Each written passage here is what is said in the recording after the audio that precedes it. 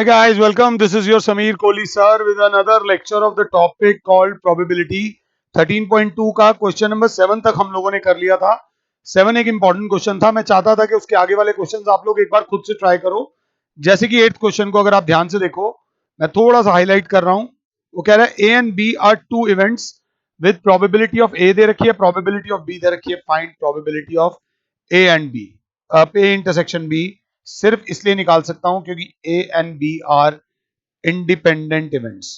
8th question में P of A दे रखा है 0.3, पी ऑफ बी दे रखा है 0.4 और ये भी दे रखा है P of A intersection B is equals to P of A into P of B. क्यों दे रखा है? बिकॉज ये दोनों इवेंट्स कौन से हैं? इंडिपेंडेंट इवेंट्स हैं. बस थोड़ा सा आराम आराम से करेंगे, छोटे छोटे लेक्चर्स करेंगे. सो देयरफॉर फर्स्ट पार्ट में उन्होंने बोला है P of A intersection B, तो P of A intersection B बराबर हो जाएगा P of A into P of B. तो हो जाएगा 0.3 into 0.4, 4 3 12, 0.12. P of A intersection B बराबर हो जाएगा 0.12, अगर मैं गलत नहीं हूं तो. जय माता दी. इसके बाद सेकंड पार्ट में पूछा है P of A union B. तो P of A union B जो होता है मेरे बच्चों, वो डेफिनेशन से होता है P of A plus P of B minus P of A intersection B. अगर साथ हो तो 0.3 प्लस 0.4 माइनस 0.12. ऐसे क्वेश्चन में ना मैं एज अ स्टूडेंट गलती कर सकता था. 0.3 प्लस 0.4 हो जाएगा 0.7 माइनस 0.12. 0.7 को ना आप लिख देना 0.70. तो 0.70 में से 0.12 माइनस करोगे, 10 में से 2 जाएगा 8 और 6 में से 1 जाएगा, बचेगा 5. If I am not wrong, answer is 0.58. यही आंसर मैं सामने भी देख रहा हूं, यही आंसर है. सेकंड पार्ट में हमसे पूछा गया है, थर्ड पार्ट में P of A by B. A by B में बी हो चुका है, ए की निकालो जो बराबर होता है P of A intersection B upon P of B. तो अगर देखो ए इंटरसेक्शन बी है 0.12, ए इंटरसेक्शन बी है 0.12 upon P of B 0.4, cancel करके आ जाएगा 0.3. लास्ट वाला पार्ट मैं चाहता हूं तुम लोग खुद से निकालो. P of B by A, P of B by A में P of B intersection A upon P of A आ जाएगा. वैल्यूज पुट करो और आंसर निकालो. आई डोंट थिंक सो कि 8th क्वेश्चन में आपको मेरी जरूरत पड़ी होगी. आराम से अब 9th क्वेश्चन एक बार अपने आप से ट्राई करो. थोड़ा सा बस एडजस्टमेंट इसमें यह है कि नहीं तो ना क्वेश्चन बहुत लंबे लंबे होते हैं, बहुत लंबे लंबे क्वेश्चन होते हैं. प्रोबेबिलिटी का एक क्वेश्चन एक से ज्यादा स्टेप से भी हो सकता है. अब अगर हम ध्यान से देखें तो क्या होगा. नेक्स्ट 9th क्वेश्चन हाईलाइट करें तो दूसरे वाले से कर लेते हैं. A and B are two events. वो बोल रहा है not A and not B. Not A and not B, not A and not B होता क्या है? ये ए होता है, ये बी होता है, ये ए, ये बी और ये होता है ए इंटरसेक्शन बी. ये जो दो गोले हैं जिसको मैं शेड कर देता हूं, ये जो गोले हैं ए और बी होता है. तो जो व्हाइट व्हाइट अब बच गया है वो होता है नॉट ए और नॉट बी. ना तो ए ना ही B, neither A nor B. तो देखते हैं सबसे पहले हमें पी ऑफ ए दे रखा है 1/4, पी ऑफ बी दे रखा है 1/2, P of A intersection B दे रखा है 1/8. हमसे मांगा है P of not A and not B. ना तो ए एंड ना तो बी, बी ए भी नहीं और बी भी नहीं. तो सबसे पहले इस फॉर्मूले से तो मैं निकाल सकता हूं ए और बी. मैं फिलहाल क्या निकालने वाला हूं? ए और बी. पी ऑफ ए और बी को बोलेंगे P of A union B. और ए यूनियन बी बराबर होता है P of A union B बराबर होता है P of A plus P of B minus P of A intersection B. तो बच्चा बोलेगा पी ऑफ ए दे रखा है 1/4 प्लस 1/2 माइनस 1/8. माइनस 1/8 एलसीएम आ जाएगा 8. ये 2 प्लस 4 माइनस 1 दैट इज 5/8 8, ये हो गया P ऑफ A और B। ये जो हो गया हमारा, ये आ गया P ऑफ A और B, या तो A या तो B सर, या ना ही A ना ही B, ना ही A ना ही B, तो देयरफॉर P ऑफ A और B plus P of not A and not B बराबर होता है 1। Sum of all probabilities is equals to 1। तो A और B की वैल्यू दे रखी है 5/8 plus P of not A and not B बराबर हो जाएगा 1। तो P of not A and not B बराबर हो जाएगा 1 माइनस 5/8। आंसर आ जाएगा आपका 3/8। आराम से कर लेना। ये क्वेश्चन अच्छा था, ये क्वेश्चन अच्छा था, थोड़ा सा बस इसको देख के चलने की जरूरत थी। क्वेश्चन नंबर 10 हमसे क्या बोल रहा है? वो बोल रहा है नॉट ए और नॉट बी, ना ही ए ना ही बी। तो एक बार 10th वाला भी देखते हैं। सबसे पहले ये वाला आप कॉपी कर लो। ये अगर आपने कॉपी कर लिया है तो पहले के लिए आ जाओ जी। Question number 10th, A and B are events such that, ये दे रखा है नॉट ए और नॉट बी, नॉट ए और नॉट बी। आराम से पढ़ लो, कोई दिक्कत नहीं, तब तक मैं सब रब कर लूं।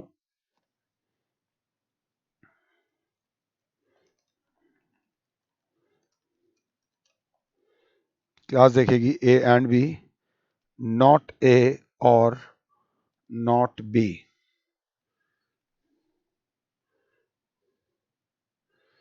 सबसे पहले हमें 10th में दे रखा है कि events A and B are such that, P of A दे रखा है 1/2, पी ऑफ बी दे रखा है 7/12 and P of not A और नॉट बी दे रखा है 1/4।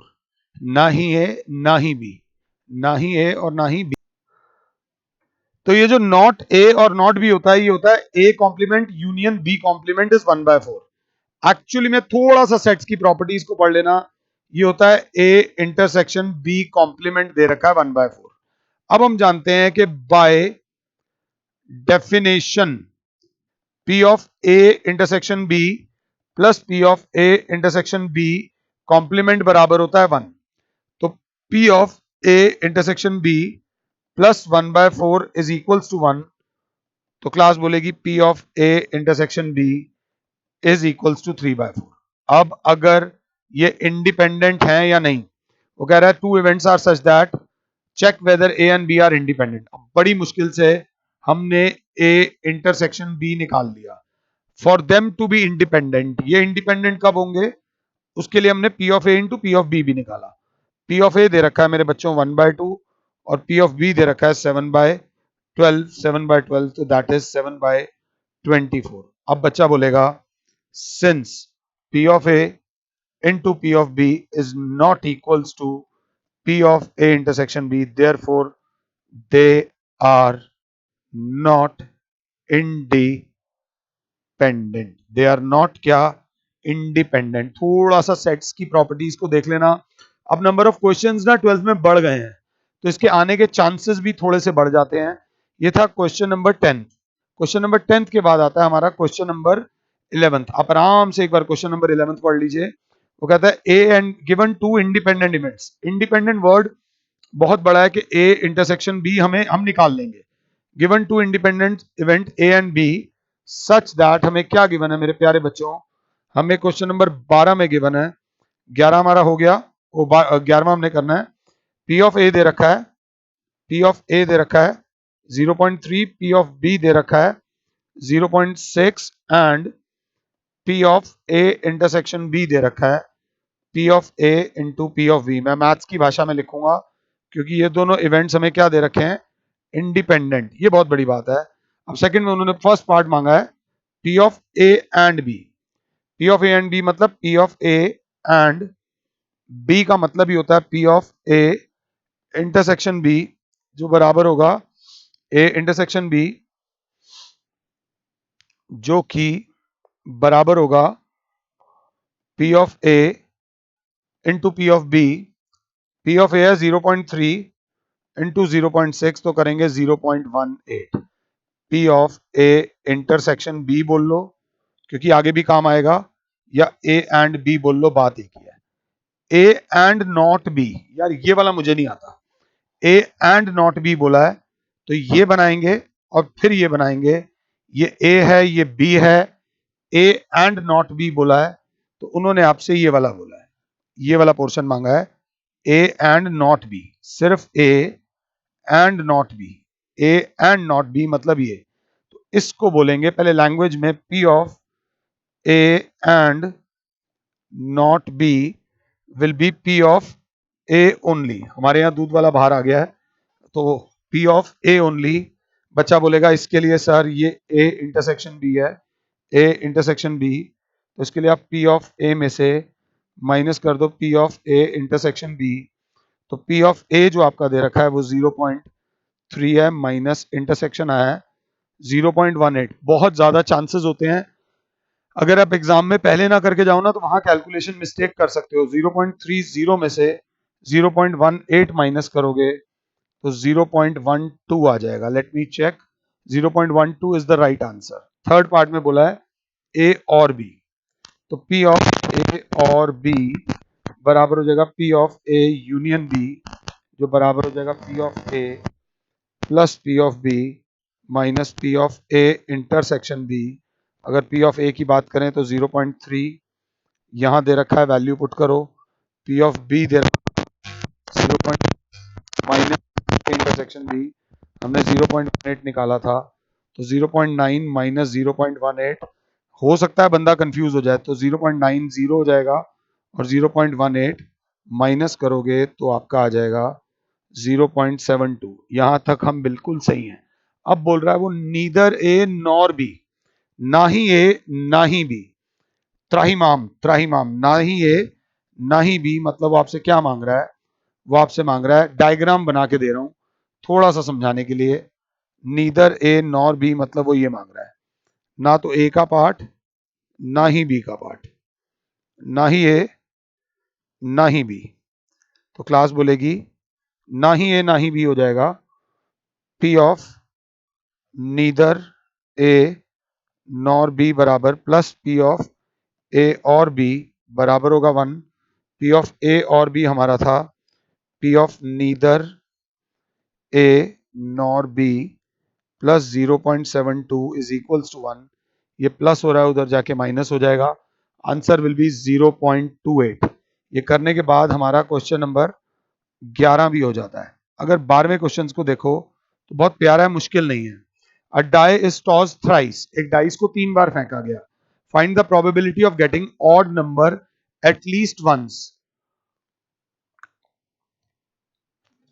वो कहते हैं odd number at least once, मतलब मांग क्या रहे हैं वो, probability of odd number at least once. तो मेरी क्लास अगर 7 है तो क्लास एक बात जानती है, throwing a die is an independent event. Throwing a die is an independent event, and we are throwing 3 times. तो प्रोबेबिलिटी ऑफ ऑड जो होता है, डाइस को फेंकने पे 1 2 3 4 5 और 6 आ सकता है, ये सैंपल स्पेस हो गया। प्रोबेबिलिटी ऑफ ऑड हो जाएगी 3/6 1/2। प्रोबेबिलिटी ऑफ इवन हो जाएगी 3/6 1/2। Probability of at least one odd, ये जो मैं करा रहा हूं इसको कराने का एक बड़ा लंबा और बेकार मेथड है। तो बच्चा बोलेगा या तो प्रोबेबिलिटी ऑफ 1 ऑड या प्रोबेबिलिटी ऑफ 2 टाइम्स ऑड आ जाए या प्रोबेबिलिटी ऑफ 3 टाइम्स ऑड आ जाए। अगर आप साथ हो तो ये समझना जरूरी है। एक बार ऑड आने का मतलब सर ऑड आ जाए बाकी दोनों में इवन आ जाए, या फिर इवन ऑड इवन, या फिर सर इवन इवन ऑड। ये 3 केस तो बनेंगे जब एक बार ऑड आ जाए। 2 बार ऑड आने का मतलब ओ ओ ई ओ और ई ओ ओ। प्लीज इसको समझो, समझना, मेरे कहने से मत समझना, ध्यान से। और तीनों बार ऑड आने का मतलब ऑड ऑड ऑड। अगर क्लास ध्यान से देखे तो ऑड आने की प्रोबेबिलिटी है 1/2, इवन आने की प्रोबेबिलिटी है 1/2, इवन आने की प्रोबेबिलिटी है 1/2, प्लस इवन आने की प्रोबेबिलिटी है 1/2 इंटू 1/2 इंटू 1/2। ये सब जब करोगे तो इस सब में ऐसे करके आ जाएगा 1 2 3 4 5 6 7। तो 7 times 1/8 is equals to 7/8। I hope कि मैं आपको ये समझा पाया हूं। बट इतने में एक स्मार्ट बच्चा आके बोलेगा सर बहुत लंबा चले गए, probability of at least one odd बोला है ना। आप क्या करो सर, थोड़ा सा इसमें आओ, 1 minus probability of no odd कर दो। 1 माइनस प्रोबेबिलिटी ऑफ एक बार भी ऑड ना आए, तो 1 माइनस प्रोबेबिलिटी ऑफ पहली बार भी even, probability of even even even, और probability of even upon even even even अगर आप साथ हो तो क्लास बोलेगी 1 माइनस 1/2 इंटू 1/2 इंटू 1/2। ये करोगे तो आपका वही आ जाएगा 7/8। आई होप कि मैं समझा पा रहा हूं। ये समझना बहुत ज्यादा जरूरी है। एटलीस्ट एक लड़का हो, एक फैमिली है जिसमें 2 बच्चे हैं और उसके पेरेंट्स बोलते हैं एटलीस्ट एक लड़का हो, तो या तो एक लड़का हो या 2 लड़के हो। ये ऐसे निकाल लो या फिर ऐसे निकाल लो, 1 माइनस एक भी वो नो बॉय, उससे भी आ जाएगा। आई होप कि मैं समझा पा रहा हूं। ये समझना बहुत ज्यादा जरूरी है। ये करने के बाद हमारा 12वां क्वेश्चन हो जाता है। क्वेश्चन नंबर 13 को आराम से देख लो। क्वेश्चन नंबर 13 क्या बोल रहा है? 13 की लैंग्वेज को पहले पकड़ लो। क्या बोल रहा है 13 में कि 2 balls are drawn at random with replacement. With replacement मतलब एक निकाल रहे हैं फिर वापस डाल रहे हैं फिर निकाल रहे हैं। From a box containing 10 black and 8 red balls, find the probability both are red balls. Question में एक एक वर्ड इंपॉर्टेंट होता है। एक छोटी सी गलती आपसे आपका मनपसंद कॉलेज छीन लेगी। 2 balls are drawn at random with replacement मतलब जो पहली बॉल निकल रही है वो भी 18 में से निकल रही है और जो दूसरी बॉल निकल रही है वो भी 18 में से निकल रही है। What is the probability both are red? पहली भी रेड और दूसरी भी रेड, तो पहली रेड आने की प्रोबेबिलिटी है 8/18 और दूसरी भी रेड आने की प्रोबेबिलिटी है 8/18। कैंसिल कर दो, 4 जा 9 जा 4 जा 9 जा 16/81। 16/81 इज योर आंसर। आराम से चाहो तो मुझे पॉज कर दो, मुझे कोई प्रॉब्लम नहीं है। मैं एक बार आंसर भी चेक कर लूं कौन सा ये 16/81। इसी का सेकंड पार्ट जो बोल रहा है वो सेकंड पार्ट बोल रहा है कि first ball is black and second is red. First ball black है और सेकंड बॉल रेड है, तो पहली ब्लैक आने की प्रोबेबिलिटी 10/18, रिप्लेसमेंट के साथ है तो 8/18। तो क्लास बोलेगी 2 5 जा 2 9 जा 2 4 जा 2 9 जा, दैट इज 20/81। इसका जब थर्ड पार्ट करेंगे, one of them is a black one of them is a red. Question को ठंडे दिमाग से समझना। बेटा एक बात याद रख लेना, अगर दिमाग जितना ठंडा होता है ना आउटपुट उतना अच्छा आता है। One is black other is red, तो एक ब्लैक दूसरी रेड, यही केस होगा? नहीं, एक और केस होगा, एक रेड दूसरी ब्लैक, ये 2 केसेस हो सकते हैं। तो पहली ब्लैक आने की 10/18 इंटू 8/18 प्लस 8/18 इंटू 10/18। तो क्लास अगर देखेगी तो 2 इंटू 20/81 आ जाएगा पहले जैसा, 40/81। इसका आंसर जो आएगा दैट विल बी 40/81। ठंडे दिमाग से आराम से कर लेना। इस पूरी एक्सरसाइज का सबसे इंपॉर्टेंट क्वेश्चन जो है वो है question number 14। 14 is very very important. Probability of solving a specific problem independently by A and B. A किसी भी प्रॉब्लम को सॉल्व कर देगा, इसके चांसेस है 1/2। B किसी भी प्रॉब्लम को सॉल्व कर देगा, इसके चांसेस है 1/3। If they both try to solve the problem independently, what is the problem? What is the probability that the problem is solved? ये क्वेश्चन बहुत बहुत बहुत ज्यादा इंपॉर्टेंट है। भगवान ना करे आपके घर पे कोई प्रॉब्लम आती है और आपकी मम्मी भी उस प्रॉब्लम को सॉल्व करने कर सकती हैं, पापा भी कर सकते हैं। तो यहां पूछा गया problem is solve, problem solve हो जाए। ये नहीं पूछा गया किसने किया। तो अब केस तुम क्या सोचोगे, किसने प्रॉब्लम सॉल्व करी होगी? मम्मी ने कर दी होगी, पापा से नहीं हुई होगी, या मम्मी से नहीं हुई होगी पापा से हो गई होगी, या मम्मी पापा दोनों ने ही सॉल्व कर दी होगी। ये भी तो कर सकते हैं। तो सबसे पहले उन्होंने बोला है ए के सॉल्व करने के चांस अगर 1/2 है, ए के सॉल्व करने के चांस अगर 1/2 है, तो ए के ना सॉल्व करने के चांस क्या होंगे? ए के ना सॉल्व करने के चांस, ए कॉम्प्लीमेंट या ए नॉट, तो 1 माइनस 1/2 हो जाएगा 1/2। और बी के सॉल्व करने के चांसेस 1/3 हैं, तो बी के सॉल्व ना करने के चांसेस क्या हो जाएंगे? 2/3। पहले ये, अब हमें निकालना है what is the probability that problem is solve. Problem is solve मतलब ए ने कर दी, बी नहीं कर पाया, या ए से नहीं हुई मगर बी ने कर दी, या फिर ए ने भी कर दी और बी ने भी कर दी। आपकी प्रॉब्लम आराम से सॉल्व हो गई।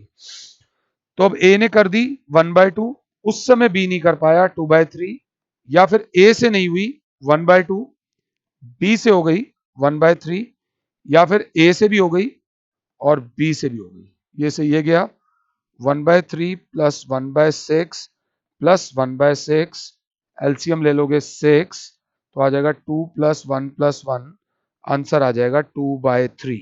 Answer is 2/3। आई होप कि मैं ये समझा पाया हूं, बट ऐसे नहीं भागना।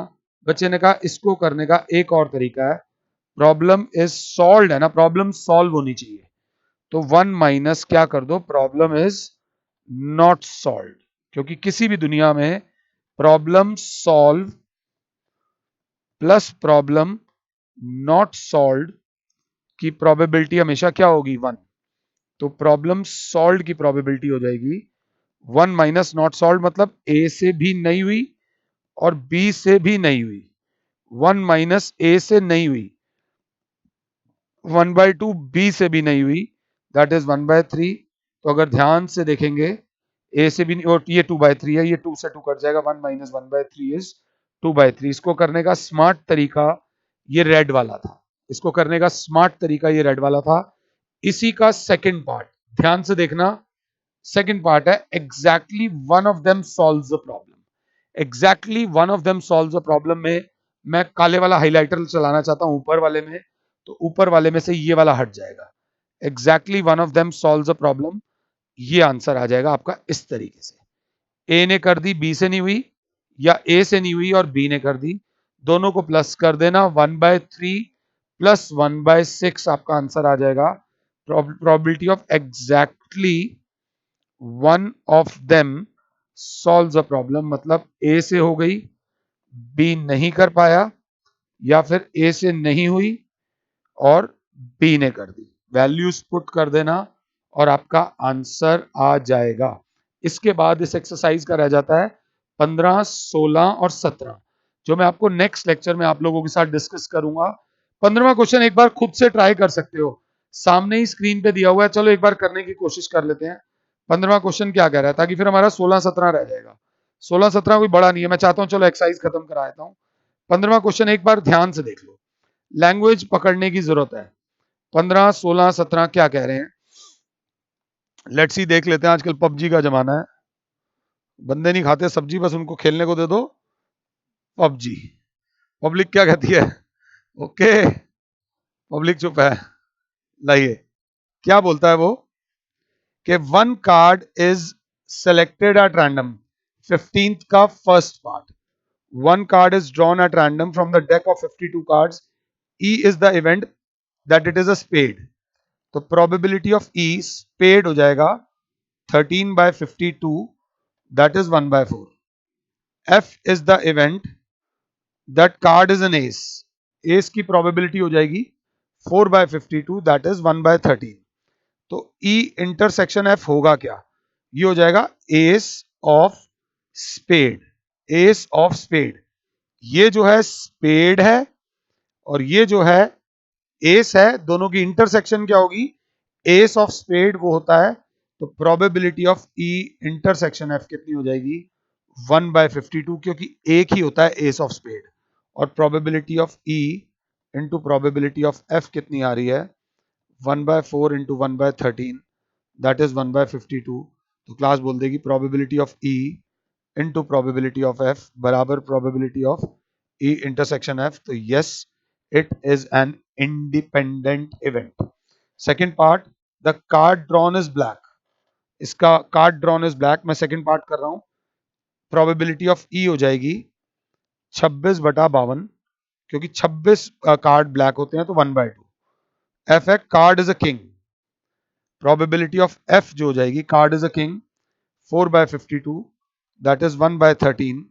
और ई इंटरसेक्शन एफ, अब देखो card is a black, card is a king, तो ई इंटरसेक्शन एफ का मतलब होगा ब्लैक किंग, ब्लैक किंग होगा टू, इसकी प्रोबेबिलिटी यहां निकाल देते हैं। Probability of E intersection F बराबर हो जाएगी 2/52, दैट इज 1/26। तो therefore probability of E into probability of F क्या होगा बेटा, 1/2 इंटू 1/13, दैट इज 1/26। ये भी 1/26 आ रही है, ये भी 1/26 आ रही है। तो yes they are independent events. अब अगले वाला मैं चाहता नहीं मैं कराऊं, क्योंकि कुछ आपको खुद करना चाहिए। उसमें वो बोल रहा है कार्ड इज अ किंग और अ क्वीन, किंग और अ क्वीन की होगी 8/52, 8/52 करेंगे तो 2/26 आ जाएगी, 4 2 और 2/13 आ जाएगी। The card is a queen और अ जैक, क्वीन और अ जैक करेंगे तो उसकी भी वही आ जाएगी। जो पहले वाले की आएगी, थोड़ा रफली बोल रहा हूं, ये आ जाएगी 2/13 और इसकी आ जाएगी 2/13, दोनों को मल्टीप्लाई करके आ जाएगा 4/169 if I am not wrong. भाई किंग और अ क्वीन बोला है ना, तो 8/52, 4 2 4 13 ये 2/13, और किंग और अ जैक उसका भी आ जाएगा 2/13, मल्टीप्लाई करके आ रहा है 4/169। इंटरसेक्शन आएगा सिर्फ क्वीन, और क्वीन की होती है 4/52 जो कि होता है 1/13। तो ये वाले इंडिपेंडेंट नहीं होंगे। इसमें मैं आप लोगों को थोड़ा सा अपने आप पे छोड़ दूंगा, वैसे ये दोनों इवेंट्स इंडिपेंडेंट नहीं होंगे। अब 16 17 देख, तो 16वां क्वेश्चन देखते हैं इसका हम एनसीईआरटी का।